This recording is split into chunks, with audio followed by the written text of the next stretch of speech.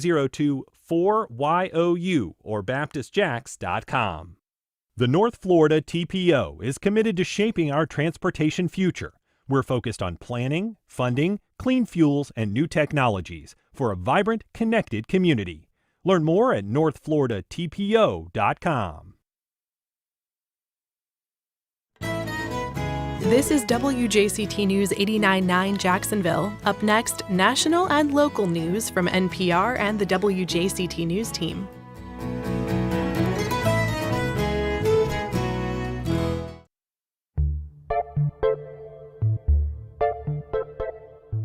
Good morning and welcome to the Friday edition of First Coast Connect. I'm Ann Schindler, and our media panel is here to discuss the week's top headlines. Among them, Florida's Attorney General attacks the local state attorney over her investigation into a city gun registry. We discuss the legal standoff. We also ask whether a former fire union leader nominated to the JEA board can snuff out the current political crossfire, and what new polling shows about voters' state of mind. Finally, why state taxpayers may be left holding the bag for Alligator Alcatraz funding, and a federal judge's ruling that the governor can't designate a Muslim advocacy group a terrorist organization.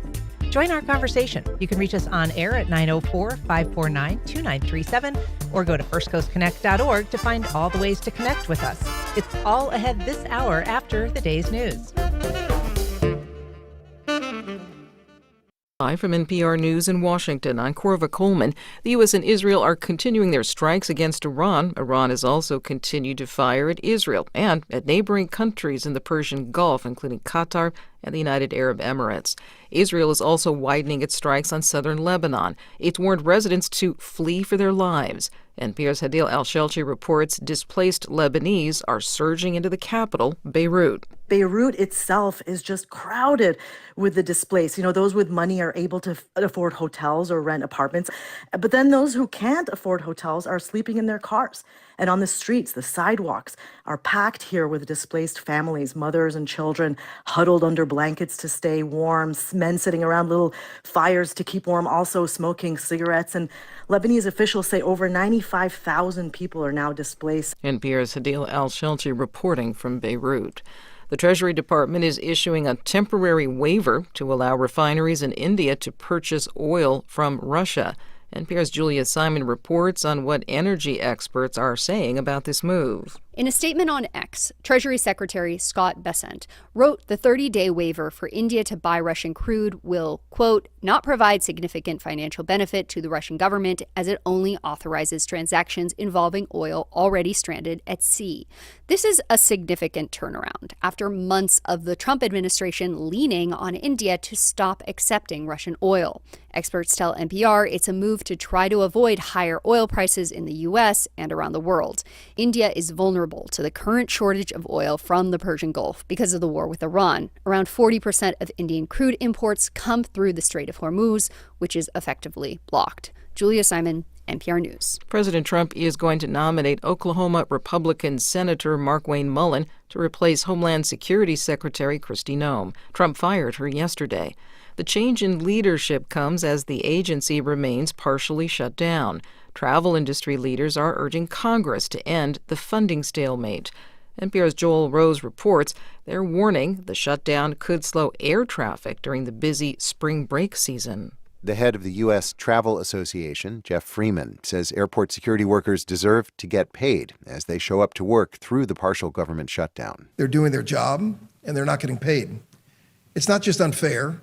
It's reckless. DHS has been shut down for nearly 3 weeks after lawmakers failed to agree on changes to how immigration officers operate. That means about 50,000 employees at the TSA, the Transportation Security Administration, are working without pay. Travel and aviation industry groups worry that those officers will call out sick and start working second jobs, just as travel volume picks up in March and April. Joel Rose, NPR News, Washington. And you're listening to NPR News from Washington. You're listening to WJCT News, 89.9 in Jacksonville. I'm Stephen Ponson. It's 9:04. Duval Schools is putting its South Bank headquarters building back on the market. The district's real estate firm, Trinity Commercial Group, is accepting offers until April 1st. The new call for offers comes after a more than $17 million deal with Chase Properties signed in November fell through last month. A part of the district's 5-acre site on Prudential Drive sits within a community development district.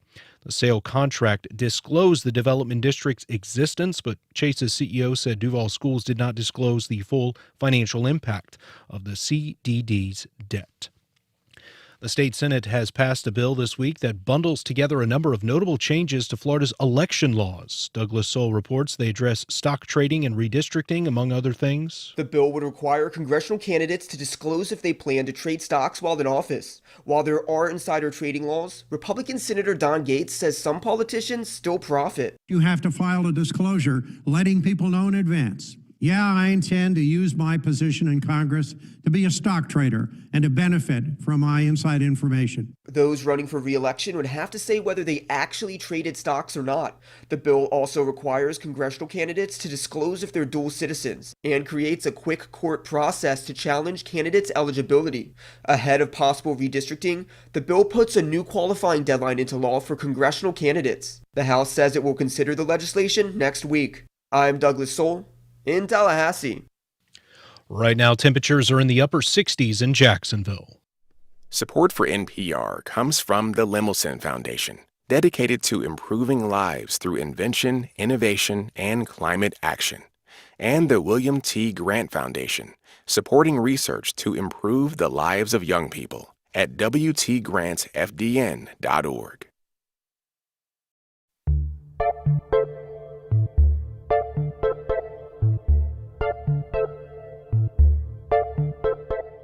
Support for First Coast Connect is provided in part by Baptist Health and North Florida TPO.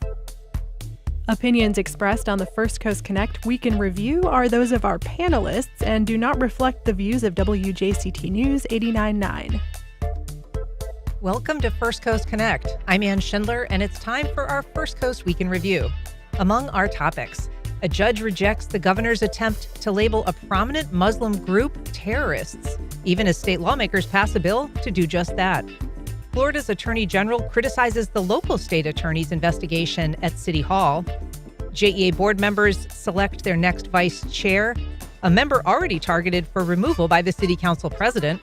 And voters will choose whether to extend a tax for teacher pay in school art and athletic programs. To talk about all that and much more, I am joined by Obi Umina, attorney and political consultant. Obi, good morning. Good morning. Christina Burgess, reporter at First Coast News. Christina, good morning. Good morning, Ann.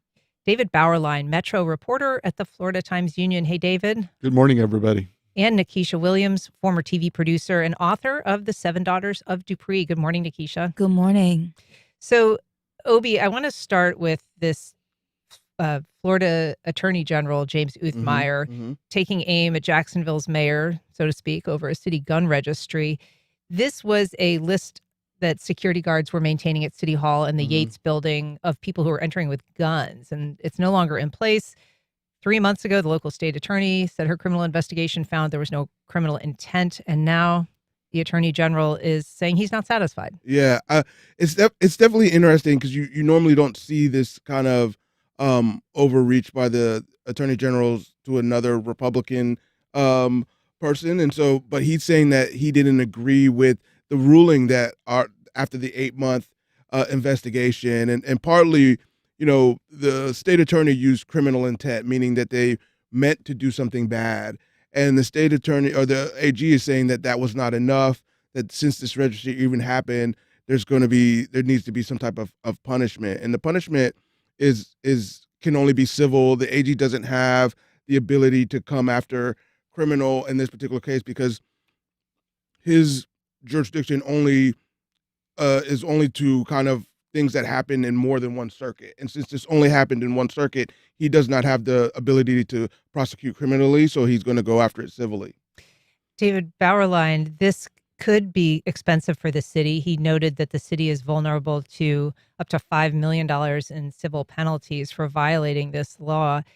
This is maybe part of a pattern, though, that we're seeing. I mean, there have been a number of criticisms of this administration of Mayor Deegan by the state, including the attorney general, but also by the CFO, certainly the governor. Yeah, there's been a lot of attention of Mayor Deegan from those statewide officials on various things, spending, this particular gun registry, immigration policy, So there's no doubt that Tallahassee and the top Republicans are paying a lot of attention, as will presumably the state Republican establishment in next year's election. I think it's. I think the question you probably would ask might want to ask yourself is, if this happened in another city where there was a gun registry or logbook like this, would the state attorney general take the same action as he seems to be on the brink of doing in Jacksonville? And I would think the answer is yes, because this is a big Second Amendment issue at the state level for politicians who run statewide. He's obviously running statewide, and that's a big part of his sort of appeal or pitch to voters is, I'll protect the Second Amendment. So to that extent, I think it would be something he would be doing in any city in Florida if there was like this. There is a question, as to Obi's point, about, how strong a case would they have? I mean, clearly the state attorney looked at all this and decided that it didn't rise to the level of a criminal offense. He has not yet filed the lawsuit. He said he's going to, and then it would be up to a court to decide. It's not something he gets to decide on its own. So he'd have to bring the goods to a courtroom and convince them. Nikisha, he certainly didn't seem dissuaded by the fact that the investigation he was undermining was of another Republican lawyer here in Jacksonville, our state attorney. As Obi noted, they're both Republicans. The mayor pushed back on this. Her office issued a statement saying that this was perhaps, she basically said that this investigation, had concluded that there was no deliberate misconduct and called the state's pursuit of it politically motivated, also a waste of taxpayer dollars. And she said, the mayor's going to be focused on affordability challenges. It would be nice to have a state partner that's doing the same. It would be nice to have a state partner that's doing the same that would benefit the taxpayers and the citizens and the residents of Jacksonville, Florida. But the state attorney general does not care.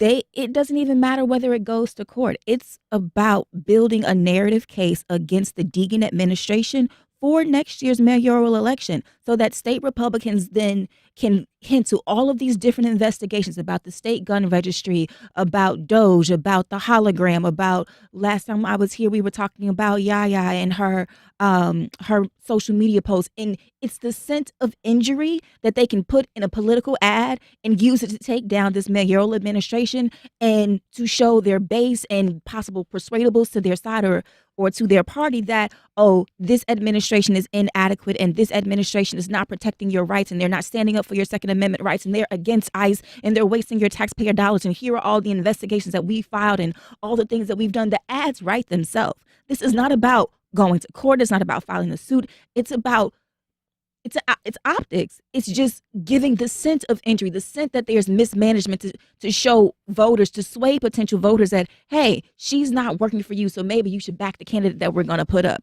It's building a case.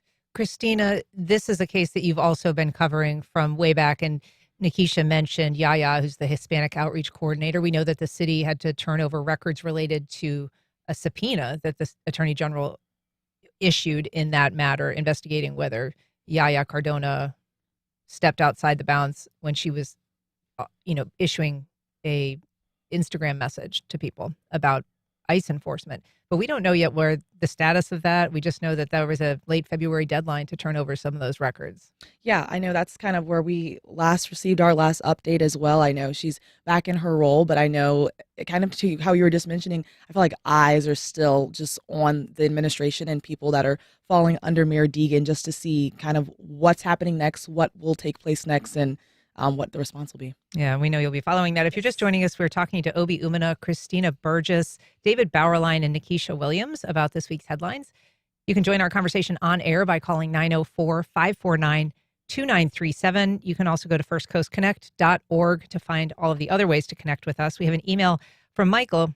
He says it's bold of the AG to continue holding office when the entire state knows he engineered the Hope Florida scam, which I don't believe that there's any direct knowledge of that, David, but we do know that a grand jury issued a presentment having investigated Hope Florida. That, of course, is a foundation that was sort of started under the auspices of Governor DeSantis' wife, Casey DeSantis. But James Uthmeyer, who's the former chief of staff for the governor, was essential in that transaction. Basically, some money was taken from a legal settlement and ultimately put into some ads against the abortion amendment and the marijuana amendment. Right, and it's a question of whether that was a violation of the law. There is an investigation going on that, and I would assume that the state attorney general candidate running against Uthmeyer will bring that up in the election campaign and say he was investigated for this, and there will be ads on that as well. Yeah, I don't know what the result of that is. I think it's still not been public in terms of whether there was whether it's going to advance or cleared or something in between. So we should know soon, though. It certainly should be out there in the public at some point. I think the interesting thing about this particular case is where are the fines going to go? The fines aren't going to go to the people that were on the registry or the alleged registry. The fines are going to go to the state of Florida. So it's like you're really just moving money from the taxpayers of Jackson. You're taking it to the state. There's no real reason to kind of still pursue this if the criminal portion is not about it anymore. It's really just of fines to deter, but it was stopped right away. So it really just it seems more and more like just a political act. Yeah. The way I understand, I think the law is there's the criminal aspect. The law, which goes back to the early 2000s, is the state attorney's responsible for investigating that. Mm-hmm. And then the civil, that's up to the state attorney general. I mean, I don't know if there's anything that says the state attorney general can only move forward if there's a criminal conviction in the case. I guess it's just why would you if there isn't one, right? I think because they can, right? I mean, I think that's the whole point. Is like if there's no criminal, why are you trying to punish them with money? Even if they drop the case, even if it doesn't make it to court, even if the court finds in favor of the state, the fact that they brought the case, the fact that they had a press conference and that we're now talking about it and they can pull these clips and show it like they were doing their due diligence to make sure that the city of Jacksonville paid and was not violating the taxpayers' Second Amendment rights is enough to put into a political ad, to spin into a narrative that is trying to cast a shadow of a doubt on this administration. It doesn't matter about the outcome. It doesn't matter that there was no malice. It doesn't matter that it was stopped immediately. It's already done. I do want to move on to the ongoing drama at the JEA. This is a story that's continued to evolve. A new board nominee was put forward by the city council. By the city council president, Christina. And this is a story that you've covered previously. There's a lot of moving parts, and I do want to get to kind of the new part of it, but remind us how we got here in terms of the original dust up that happened with the board nomination. Yeah, so I know I had the chance back at my station to initially cover when there were some text messages that were leaked in regards to the text was sent from current City Council President Kevin Carrico to a JEA board member, Arthur Adams Jr., where he was kind of saying, to summarize it up a bit, he has to do a big favor for someone who he knows, and he's kind of wanting Adams to no longer serve in his role and have Paul Martinez, which is his current boss over at the Boys and Girls Club, kind of be nominated for the role that Adams was currently sitting in. And I know the big thing that stood out to some people, I just know when the text messages were put out there publicly was the big favor, and then we'll get a drink on me after this to kind of apologize for this happening to you in a sense. And so I know that was kind of the kickstart for all of this. I know kind of now we've had I think state attorney's office is now looking into more things, investigating, pulling more text messages. I know there's been another nomination from Council President Kevin Carrico, the Jacksonville Association of Firefighters President. Randy Wise is now his new nomination because Martinez did decide to step down once kind of back and forth was happening publicly. Yeah. So Kevin Carrico's original nominee stepping down. He is now nominating Randy Wise, former union firefighter union chief. And David, you were at that meeting this week where they discussed who their next slate of leaders was going to be. And it was interesting because the person that they've nominated for vice chair is this very person who might be on their way out. Yes, exactly. Just listening to sort of the blow by blow there, it's like almost dizzying in terms of all the different players and all the this and that. And so much happened in a short time. Yeah. And usually, it's like, there's not a lot of interest in who's going to be the next chair of any independent authority. Or vice chair. But in this case, Rick Morales was in line to become the chair. And then they said no to him because he had brought this issue before the board about whether or not there was a toxic workplace at JEA under the current CEO, Vicky Cavey. And asked her to resign. And asked her to resign, had said he had no confidence in her. Other board members defended her and said they had confidence in her. So then he was not going to be elevated to board chair. They instead did another board member, MG Oringer, to be the board chair and made Arthur Anderson, who at that point had not yet been reappointed, the vice chair. And then the same day, then Kevin Carrico, the council president, says, I'm not going to reappoint Arthur Anderson. I'm going to go with somebody else, Randy Wise. So it still has to go before the city council. And then the mayor reappointed Joe DeSalvo as who's the current chair of the board. So that's an appointment that will still have to go through city council as well. So it'll be interesting to see how those appointments move forward. Obi, given all of the this and that back and forth, is there any sense that this is going to have a long-term impact on the utility, its functioning, or just the politics at City Hall? I hope not. But I will say these over the last kind of 8 years or so, these appointments have become way more political than they were in the past. Obviously, no one really cared who was on the JEA board before until it was started to move to try to sell it. And so we'll see what happens. Obviously, there is some friction between members of the city council and the mayor's office, and so we'll see what happens with this appointment. But I think I don't know if it's going to affect JEA as much as it's going to affect the constant kind of battle between city council and the mayor. We've got a call from John in Ortega. John, go ahead. Hi, I just wanted to point out that Uthmeyer's criticisms of Melissa Nelson are based upon no intelligent ideas about what criminal law is. Uthmeyer has zero criminal experience. He's never been a prosecutor, never tried a criminal case. Basically, it's clear from everything he says that he's just not qualified to be the Attorney General of the state of Florida, other than the fact that he's the former chief of staff of Ron DeSantis. That's all I wanted to say. All right, thanks much. We also have a call from Linda in Mandarin. Linda, go ahead. Good morning. This morning is dizzying, and I agree with the gentleman who just spoke. But the local city council machinations about JEA, first of all, the fact that the previous administration appeared to hand us up on the JEA board, I would really need a lot more disclosure before I have any confidence in any part of government in the JEA board, because they are a funding source, but they also have a lot of power. And I just think the city council president has not done himself any honors. I hope he doesn't. I don't know what his future political aspirations are, but he really stepped in it on this one for me, because it should be about qualifications. That's what we always hear about DEI, right? Qualifications. No nepotism, no whatever. And it just doesn't look good when you've gone through 2 iterations of people to get somebody you want on the board without really talking about specifically qualifications of the person you pushed off the board. Thanks a lot, guys. Thanks, Linda. Appreciate your input.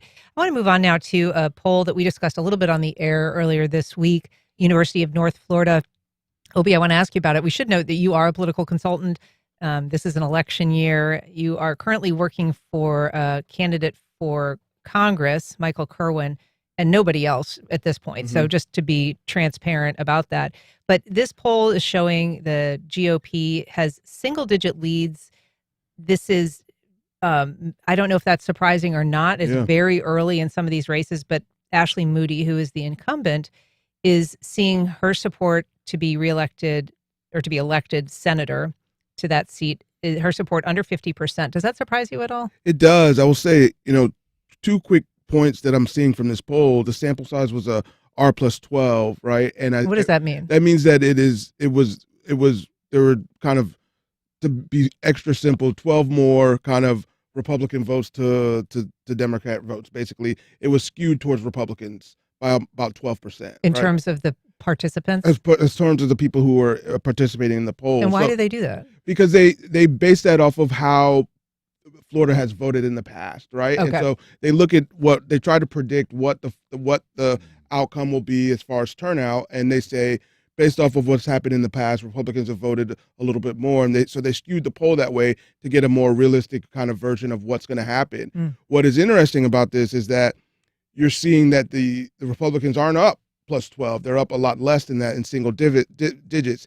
And the 2 points that I think are probably the easiest to see here is that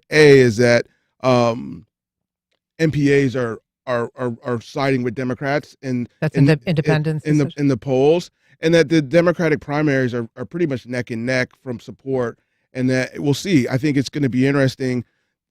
At a poll at this point, you're really just polling name recognition, and none of the Democratic candidates have any, and they're still within striking distance, and nobody's running political ads right now, so no one's knowing. I mean, those things will always shift once ads and things are being done. And so I think it's interesting to see this kind of a close race at this portion of the campaign season. Christina, affordability still tops the list for people's priorities in Florida and their list of concerns.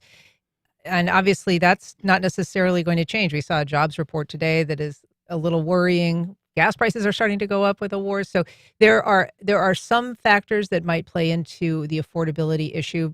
But we're also seeing things like mortgage rates getting more affordable. And so people are going to be looking at a complicated picture when they're deciding in November or in the primaries. Yeah, I think that's the big thing when we're out in the community, we're talking with people, even at city council meetings, the people are like, we're arguing about things, we're becoming divisive, whether it's on a local level, a national level, but people are like, I just want to buy eggs. I just want to be able to, I can't even plan a vacation for my family right now. And so, I mean, that's the big thing. 50%, half of the people are saying that this is the big thing. This is what they're focused on. They just want to be able to live comfortably. And I feel like candidates should also pay attention to that. Nikisha, some broad support on some issues across party, which is sort of interesting. People on AI, people when it comes to supporting statewide recalls for elected officials, not just local, but statewide officials, and prohibiting firearms at protests and demonstrations, 60% across the board, basically, or more than 60% showing. So there is some unanimity on certain issues in this state, despite the partisan divide. And I think that's because the world that we live in is vastly different. And it's changing at a very rapid pace. And so I think there's a lot of fear there. So like the concerns around AI, it's about what it can do.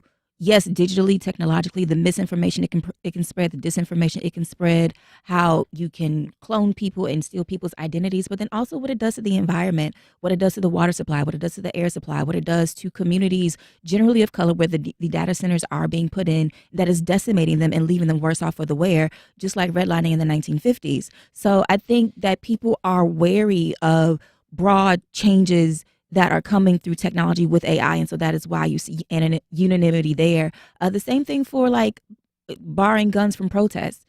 In a politically divisive climate, our only recourse to address our grievances to the government, be it city, state, or federal, is through the means of protest, is by exercising those First Amendment rights. And we have seen increasingly over the years, I would say since Charlottesville, that people bring weapons to protest or find weapons or use their cars as weapons, and they can get out of hand. And it's not about whether it's outside agitators or protesters or whatever the case may be. It's the fact that when people are angry and they feel like their voices aren't heard, and those tensions escalate, and then you have a militarized police force that are facing them, whether they're peaceful or not, there is the potential for injury. There is the potential for violence. There is the potential for harm and for death and for all of those things to take place. So by trying to take precautions in advance of that and letting people know that these are the rules of engagement for protest is something that is a good step forward. We've got a call from Jerry in St. Augustine. Good morning, Jerry. Go ahead. Good morning. Thank you. Yeah, my opinion is with the things that we're talking about today, heightened focus on the DENA administration, the new polls that they just talked about, and the general and the war and the immigration killings of Americans. Is this an indication of where we're headed for the November midterms? I think all people are really fed up with the things that are happening, especially now with this war. And I think that the it seems that the Republican administration is doing everything they can to sway that, and the taking of the ballots from from Fulton County. Yeah. Thank you. Thanks, Jerry. Certainly a concern that people are expressing. David, one of the things that was polled about was support for new detention facilities, ICE detention facilities in Florida.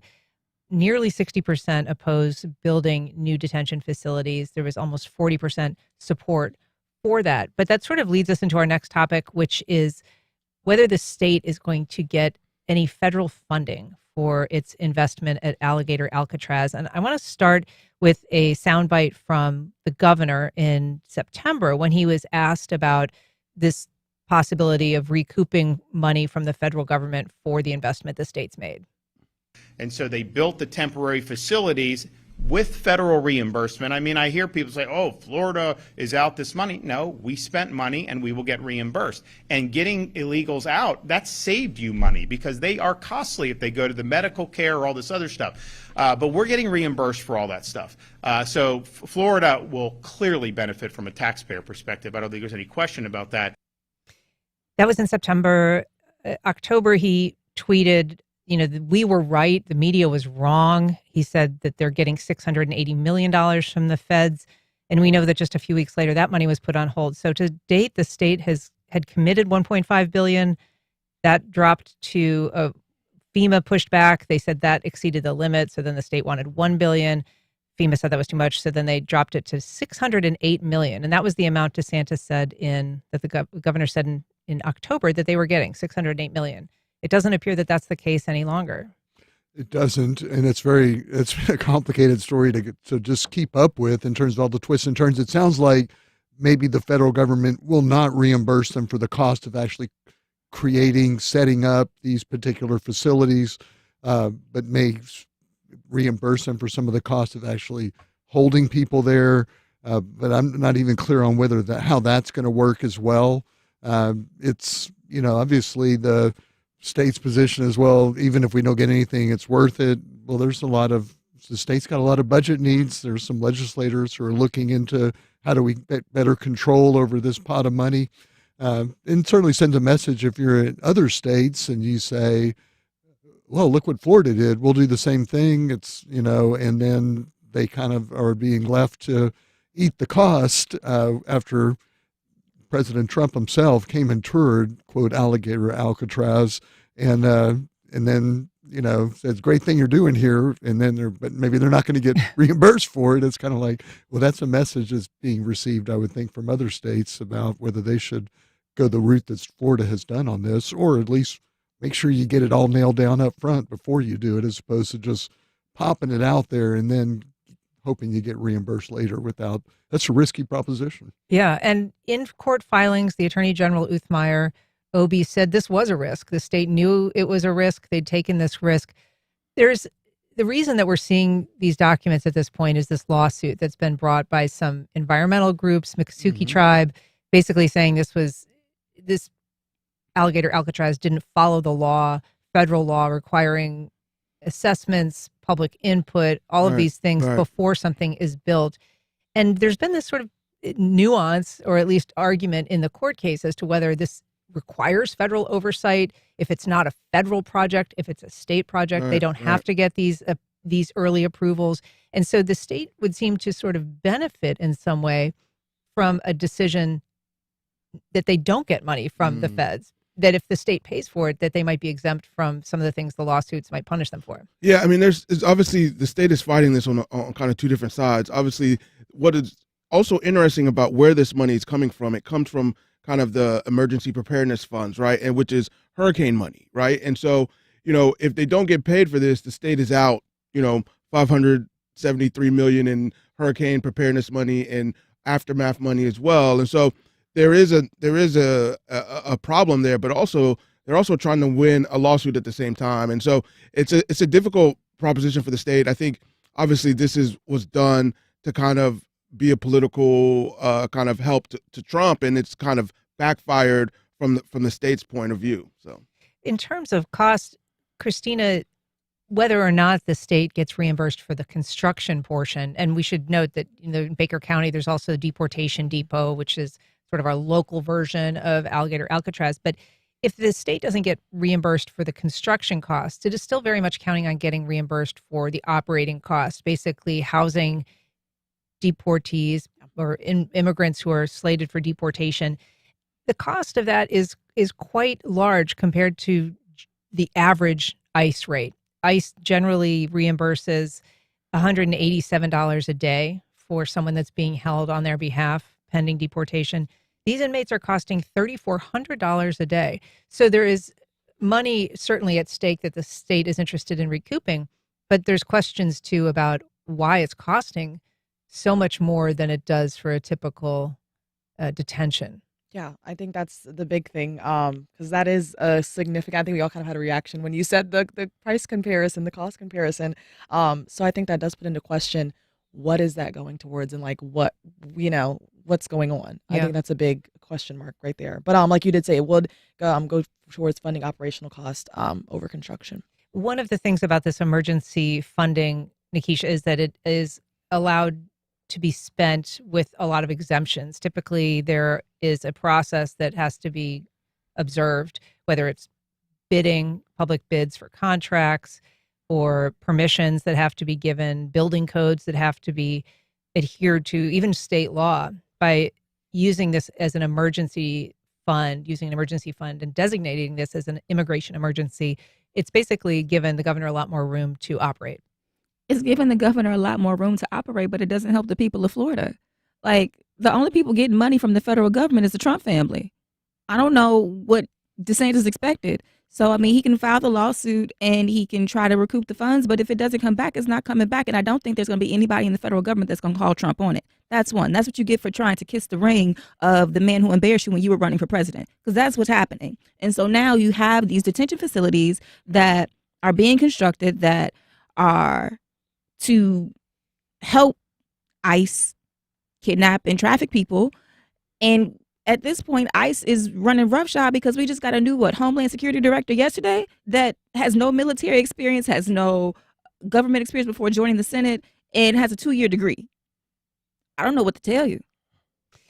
David, this is an issue that obviously is going to continue and probably last as long as the lawsuit. We are moving into hurricane season. Does that change the focus at all in terms of the money being spent on immigration? As we said, there is still strong support, particularly in Florida, if the immigration debate is framed as an initiative of the president. A little less so if it's framed as simply enforcement actions taken by ICE, which have gotten a little less popular. But there still is almost 40% of people in this state that support building additional detention facilities. And I think that is one of those partisan issues, one where Republicans are very much more in support of taking that approach opposed to Democrats or the independents. So it's a political year. I think that it's a Republican-controlled state, so I think it's probably going to remain up and running in those facilities. Could it be something, though, that there's a vulnerability for Republicans if they continue to take that hard line, and you know that there are people out there who are not supportive of that sort of money being spent by the state when you come to the general election time? I mean, in the primaries, it's not going to be, it'll be an issue for Republicans to support, but can a Democratic candidate use that to his or her advantage, especially if there's a hurricane, and say, this hurricane hit, that's more important to us here in Florida than keeping these Alligator Alcatraz up and running. That's the thing. But primaries are smack dab in the middle of the height of hurricane season. And so if there's a storm that comes this way or does any significant damage, as we've seen before, whether it's in the beaches or down in San Marco or in Five Points or Riverside or anything like that, and there is no funding from the state government to help people in the aftermath of a hurricane, and we know that there's no funding from FEMA because it's constantly being cut off, it's going to be a real issue. People are not going to care about whether or not you built these detention centers to house undocumented immigrants if they cannot rebuild after a storm. Yeah, well, and certainly some of those facilities, at least down in the Everglades, might have some issues if they have to withstand a storm on their own. I do want to get to this issue of the governor declaring groups terrorist organizations and the legislature's bill on that front, but I do first Christina, just want to get to what we know this week about a tax that the school district in Duval County has levied for a few years. They're looking now at renewing. It's a story that you covered. Tell us what this tax covers and what voters are going to have to do now at this point. Yeah, and so this tax would cover boosting teacher pay, ensuring there's some security still in schools, and pay also goes to some security workers, and sustain the arts and athletics programs. And kind of how you mentioned earlier, this tax is already, it was something that was, issued back in 2022. So now we're at the 4-year mark. We're in 2026. And so it's now, this week, the school board had to kind of decide on a resolution whether they were like, hey, you know what? Let's continue to move this forward. That way we can, in their words, keep the promises that we've made to our teachers and our students and our staff. And so it was kind of a unified front. I know we heard from lots of parents and community members that were saying this is needed. We still want to keep this. School board members also spoke saying, hey, we want to keep this. But there was one board member, the board chair, Charlotte Joyce, who was the one no vote in this, only because she was saying that she would prefer $0.5 over $1. And she was saying in her words that she feels that the arts and maybe sports are more of a luxury. And so, but the big thing with that was some board members were like, if you are a chair, we kind of would want you to be on the unified front with us. So that way, when this now goes to city council, which is where it would be headed next for them to place it as a referendum on the ballot, we can kind of be in this unified stance. But it's been something, again, that was issued back in 2022. It's just now coming back up for a renewal. David, when it was passed originally, there was some dispute between the school board and the city council. The city council was initially sort of reluctant, I believe, to place it on the ballot. These taxes, when they're created, often sunset after a certain period, and so they have to be renewed. Did the school board have an option of just straight up renewing it, or does it have to go back to the voters? I think it does have to go back to the voters. And as I recall, the one where this dispute between school board and council was about this 0.5-cent sales tax, where they were saying, we don't want to put it on. Different than this mill. Some of it should go to charter schools. Okay. Now, that was very popular. I think it got 65% of the vote. The millage rate increase, the property tax rate increase, was a very close election. It got over 50%, but not by much. They're going to have a tough political dynamic. People are going to be thinking about, getting rid of, the homestead exemptions and, property taxes. That's going to be a huge issue. And in the middle of all that, they're going to go to voters and say, keep this property tax going, which is, means you're basically agreeing while you're also saying we're overtaxed and we're spending too much money, so it's a tough timing for them. Is the local threshold 50% still, even though the statewide threshold for a voter initiative is 60? It is 50% for these local property taxes. And, St. Johns County, which is a real conservative Republican county, they handily approved extending their property tax rate for teacher pay. But, it's very close, and it's, now you're going to be in the middle of a tough political environment. It'll a lot maybe depend on how vigorously they actually campaign for it, as opposed to just saying, hey, here it is, whatever you do, we'll abide by it. Yeah. Isn't St. John's rate higher than Duval's rate, I believe, as well? Its taxing rate? Yeah, I think for that particular, I think their rate is a little bit higher, actually. They certainly have voted to implement a series of self-taxes in order to fund education, whether it's facilities or... And look how it's paid off. The richest county in the state, the number one school district in the state, and look, they pay higher property taxes. Imagine that. Yeah.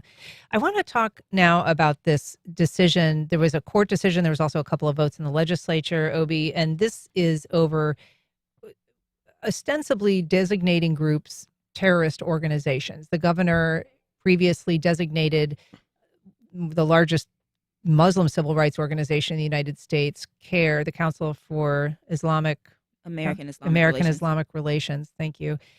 He designated that and the Muslim Brotherhood as terrorist organizations.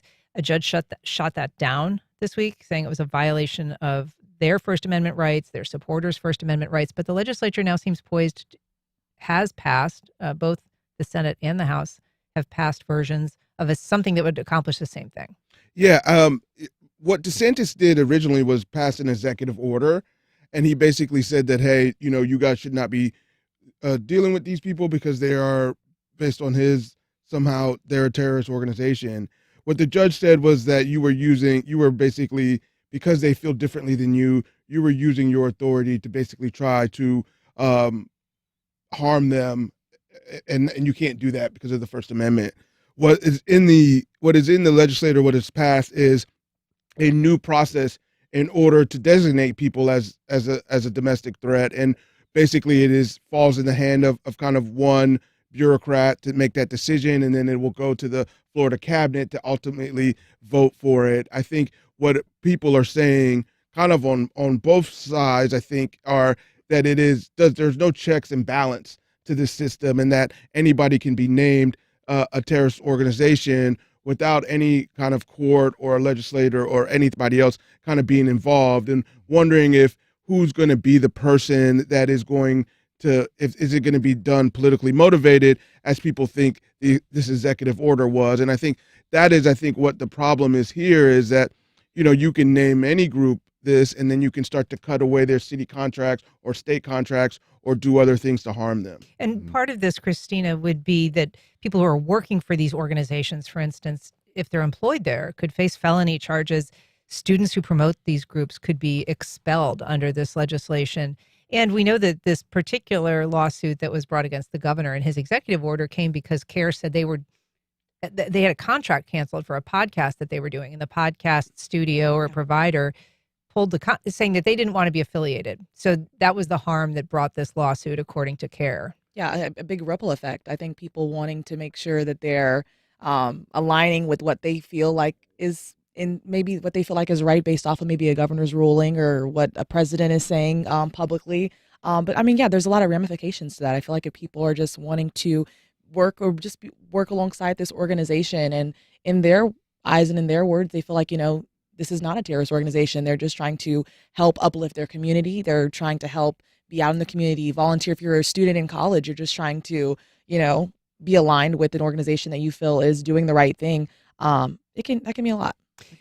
There are groups that are labeled domestic extremists by the Southern Poverty Law Center, Nikisha, that include things like the Oath Keepers and the Proud Boys. But this bill seems much more targeted at the Muslim community. It specifically mentions Sharia law, and that is obviously the groups that were targeted in the original order. But it does raise questions. There have been, many groups in the history of this country that have been targeted by the government for investigations or labeled dissident anti-government groups, including groups like the Southern Christian Leadership Conference and SNCC and the Black Panthers. Isn't it funny how all the groups that are labeled as troublemakers by the government or trying to be labeled as domestic terrorist organizations are advocating for the rights of their people that they do not receive under the law? Like, let's go back to civics class. Congress shall make no law abridging the right of speech, petition, religion, and that means freedom to and freedom from. The United States does not have an official religion, just like we don't have an official language.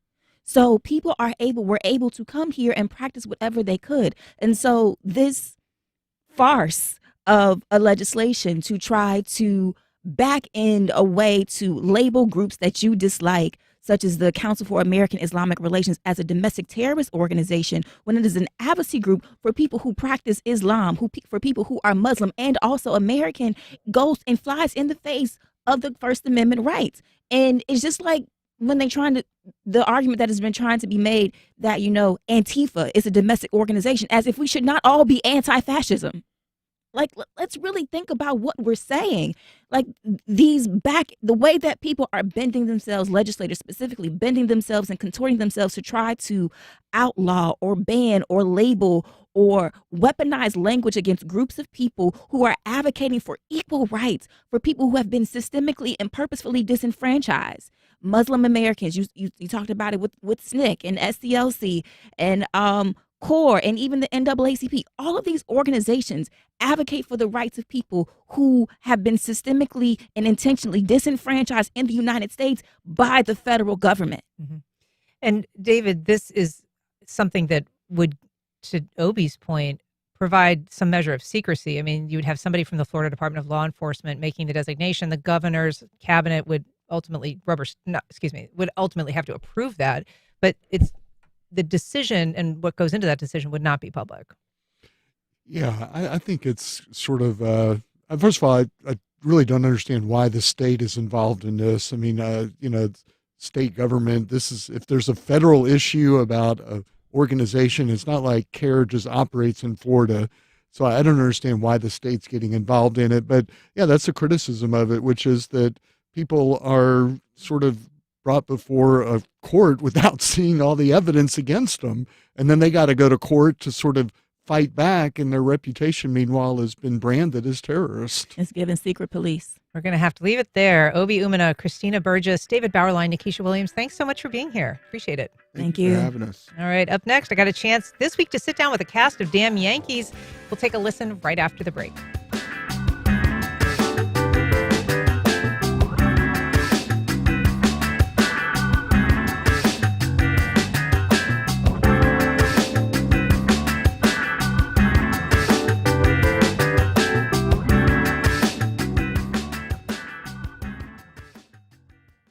Congaree & Pen, dedicated to agriculture and culinary endeavors, offering field-to-fork dining and outdoor experiences on over 300 acres. Sip, dine, explore. Information at congareeandpen.com.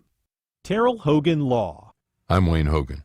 Accidents can happen when you least expect it. For decades, our attorneys have dug out the facts to help juries decide who's at fault. More at terrellhoganlaw.com. Film at WJCT presents a screening of the dark comedy If I Had Legs, I'd Kick You. Academy Award nominee Rose Byrne plays a woman trying to manage her own life and career while on the verge of a nervous breakdown, who must cope with her daughter's illness and absent husband, a missing person, and an unusual relationship with her therapist. March 11th at WJCT Studios. Doors open at 6:30, film starts at 7. Go to wjct.org/film for tickets. On the next Florida Roundup, the fruit that made Florida is quickly disappearing. The orange is vanishing from the Sunshine State. We sold them by the semi-load, which would be 50 boxes at a time. And today it's just one sitting out there. Today it's one. Citrus groves are shrinking from disease, disasters, and real estate development. What are growers doing to try to save the Florida orange? And is OJ still in your fridge? Email us radio@thefloridaroundup.org. I'm Tom Hudson. Then join us Friday noon until 1. The U.S. is back at war.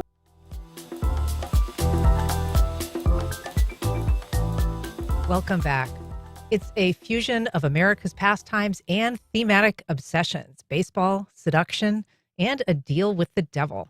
Here to tell us about the Alhambra Theater's staging of the classic musical Damn Yankees, we're joined by cast member Alan Baker, the actor playing the devil in disguise, Mr. Applegate. Alan, thanks for being here. It's great to be here. We're also joined by Charity Walton, the actor playing the devil's sidekick and chief seductress Lola.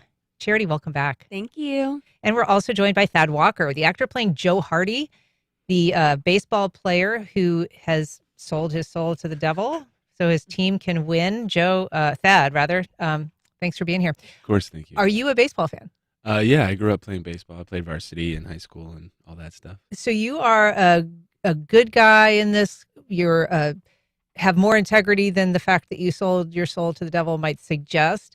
What's fun about playing this character for you? So what's fun is that I get the chance to work with Charity, who does her darndest to get me to fall for her, while still being committed to my wife, played by the wonderful Lisa Booth. And so your character, it's a split role. But basically, there is the old Joe who is a frustrated baseball fan. He'll do anything so his team will win. The Washington Senators. And he sells his soul to Mr. Applegate here in exchange for youth and talent. And so you are the young and talented version. That's what they tell me. But your I'm wife remains at the age that you were. Correct. And you remain faithful to her despite Lola. Yeah. So I have a lovely duet that I get to do with Lisa in the second act, just talking about the fact it's called Near to You, and it's me telling her that I am always around, even though she doesn't realize that I'm always around. And it's so it's nice in that sense. Alan, it's always fun playing the bad guy, and they don't get much worse than Mephistopheles. You are playing the devil. What do you bring to that role? Well, he's not overall 100% evil. He's silly. He has a lot of fun. He gets to order people around, but he's overworked and not that competent in 100% of the cases. So I have to always be scrambling to try and get back to square one. A The flawed silliness. devil, not necessarily. The flawed devil. That's good. He's overworked, but silly. Yeah. And so I get to do a lot of silly stuff. I get to wear a great suit. I get to do strange things with my hair. And I get to do a wonderful song in the second act about all the terrible things that I'm responsible for down through the years. Called Those Were the Good Old Days. And it's all these terrible things that have happened through history. And I'm just relishing and Claiming remembering all credit. the great days. Yeah. Oh, yes. Yeah, I mean, it is a fun role. And I will say, Charity, this is a role that you're performing at Alhambra following on a very different character that you played in the production of Nonsense, which we talked to you about when you were on. So this is quite a range of roles. Yeah. Tell us a little bit about Lola and what it's like to play her. Yeah, absolutely. So like you had mentioned, I played Sister Mary Leo in Nonsense, who is a nun, and now playing Lola, who has been a person similar to Joe Hardy, who got tricked by the devil and now has been the devil's seductress sidekick throughout 172 years.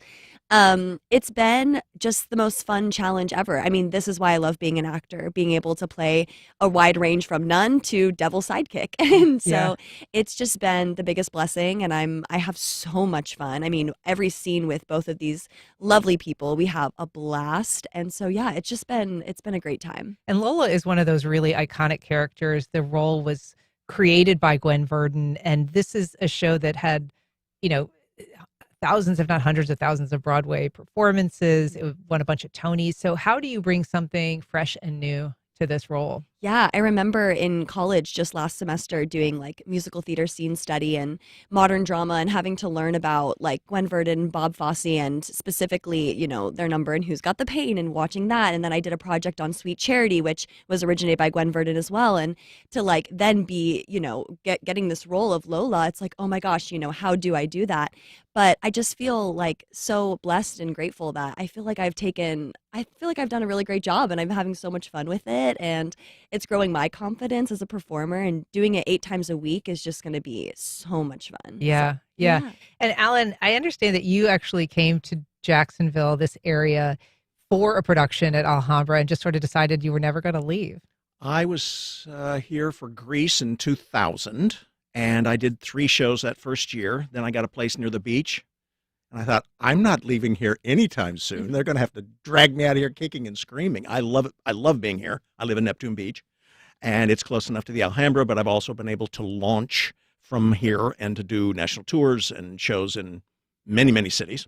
And it just has worked out great. But this right now is one of the most enjoyable roles I've ever gotten to do. Yeah. I knew it would be. And I've been singing that song for more years than I will even admit, back in variety shows and melodramas and things of this nature. And it's just such a fun, silly, wonderful role to get to do. It's just fabulous. Dad, what are you most enjoying about this run so far? I think working with these two, really, because we're at a point where we're kind of throwing new things at each other every single night and just responding instead of just going through the motions of like, well, this is what we rehearsed, or this is how it must be done every single night. Now that we have the show sort of in our bones and we understand the flow of it, being able to throw new things and just play. Yeah. Well, the show Damn Yankees, it runs at Alhambra Theater and Dining through April 5th. You can go to alhambrajax.com. You can find a link on our website. Alan Baker, Charity Walton, Thad Walker, thanks so much for being here today. Oh, thank you. Thank you. All right. That's our program. Thank you for listening. Join us Monday when we talk to the reporter behind the new Rolling Stone cover story on the politics of Everglades restoration. I'm Ann Schindler. You've been listening to First Coast Connect on WJCT News 89.9.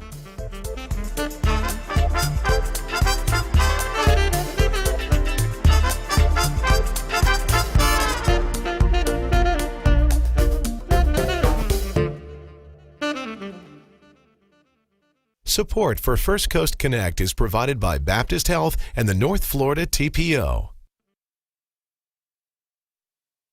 Baptist Health is a proud supporter of First Coast Connect. Baptist Health, committed to building a healthier community for all of us. More info at 202-4YOU or baptistjax.com. The North Florida TPO is dedicated to transportation planning, funding, clean fuels, and new technologies for a vibrant, resilient, and connected region. More information available at northfloridatpo.com. The Florida Theater presents Pat Metheny. The jazz guitarist, composer, and bandleader brings his Side Eye 3+ tour to Jacksonville on Tuesday, March 17th at 8 p.m. Tickets and information available at floridatheater.com.